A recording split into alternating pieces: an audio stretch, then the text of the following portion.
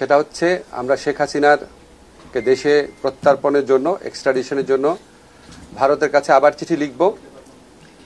ভারত যদি এই গণহত্যাকারীকে আশ্রয় দেওয়া অব্যাহত রাখে তাহলে ভারতকে বুঝতে হবে এটা বাংলাদেশ এবং বাংলাদেশের মানুষের বিরুদ্ধে একটা শত্রুতা, একটা অত্যন্ত নিন্দনীয় আচরণ। বন্ধুরা, দেখলেন তো ভিডিওটা। ভারত সরকারকে আবার নতুন করে চিঠি দিচ্ছেন বাংলাদেশের যারা রয়েছে, মানে হাসিনা সরকারকে ফাঁসি দেওয়ার জন্য যারা রয়েছে তারা। হাসিনা সরকার কবে যাবে বাংলাদেশে আর হাসিনা সরকারকে ফাঁসি দেবে জনগণের আদালতে? এই হচ্ছে বাংলাদেশ।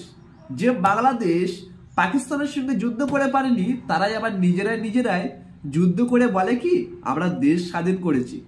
যদি এতই ক্ষমতা থাকতো তো 1971 সালে আমাদের ইন্ডিয়ান আর্মিকে লেগেছিল কেন ভাই? বাইরের দেশের সঙ্গে তোমাদের লড়ার ক্ষমতা নেই।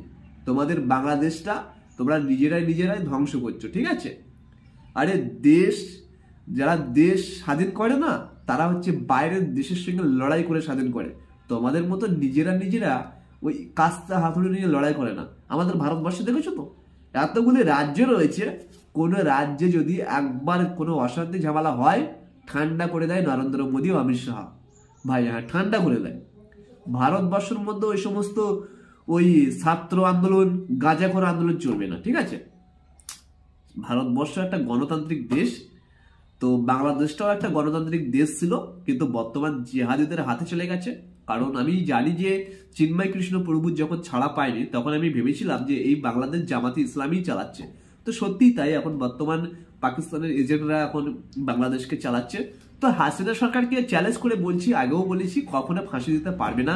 আন্তর্জাতিক আদালতে মামলা করুন, আন্তর্জাতিক আদালতে মামলা করুন। তারপরে সমস্ত দেশ যদি রায় দেয় যে না হাসিনা সরকারের দোষ রয়েছে, তাহলে ভারত সরকার দিয়ে দেবে। না হলে তোমাদের মতো জামাতে ইসলামের কথা অনুযায়ী একটা বৃদ্ধা মহিলাকে তোমাদের হাতে ছেড়ে দেবে না। কারণ তোমরা তো নিজেদের মা বোনকেও ছাড়ো না, আর এই হাসিনা সরকারকে নিয়ে ছাড়বে?